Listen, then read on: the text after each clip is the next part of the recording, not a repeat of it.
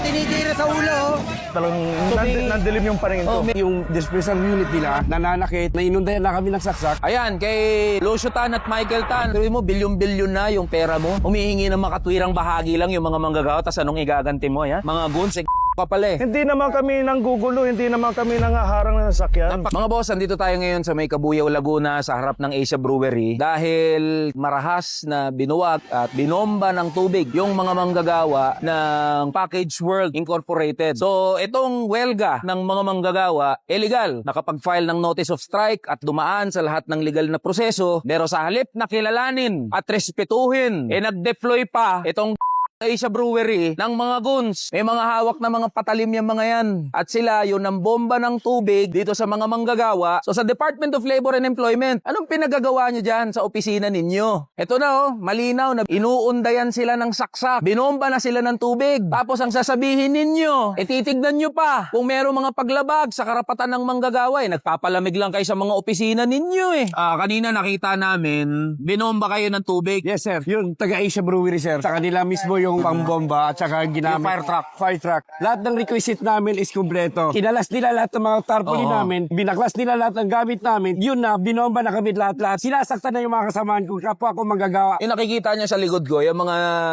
goons na yan, ayoko sanang awahin kasi kapwa manggagawa natin yan, pero nagpapagamit itong mga to Kapwa nila manggagawa, willing sila nasaktan at willing pumatay ang mga yan, mga boss. Dahil may mga dala yan, mga panaksak. Ano bang demand ng unyo? Wage increase. Wage increase. Sa kita pa lang nila araw-araw, milyones. Hindi nila binibigay ang gusto para sa manggagawa namin. Kaya pinaglalaban namin dito, edukasyon, benepisyo, at saka tamang trato sa manggagawa. Regular lahat. Regular po kami lahat ng regular Package lahat. World. 27 years na yung company namin, pero wala. Basura. Pakinggan nyo naman ang boses ng manggagawa. Unti lang naman ang hinihingi namin Pero hindi kami aalis dito. Lalaban kami. Talagang tinamaan ako sa muka. Una-una, nagpikit muna kami. Pumunta na kami sa Gobol. Nakipag-usap sa amin ang management na kung maaari daw ay tanggalin namin. Pinaliwanagan po namin na ang aming ginagawang pagwelga ay nasa legal. Hindi naman kami nanggugulo, hindi naman kami nangaharang ng sasakyan. Itutuloy po namin hanggat sa hindi nila binibigay ang aming mga karapatan. CBA po, dagdag sahod lang naman tamang benepisyo. Hindi kami humihingi ng sobra. Sa dole, kayo dyan, huwag kayong nasa aircon lang, lumabas naman kayo. Sana naman, pakinggan nyo ang aming mga hinihiling. Sa management po, nakikiusap kami ng maayos.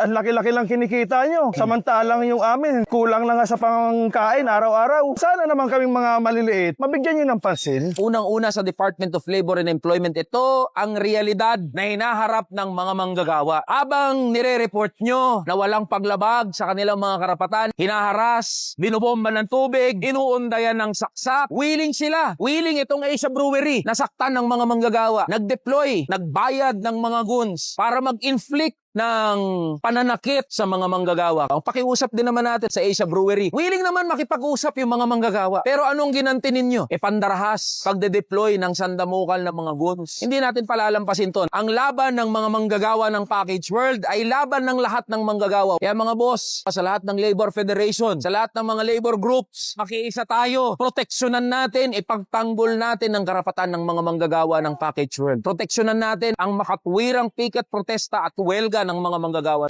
Tara na, kamanggagawa.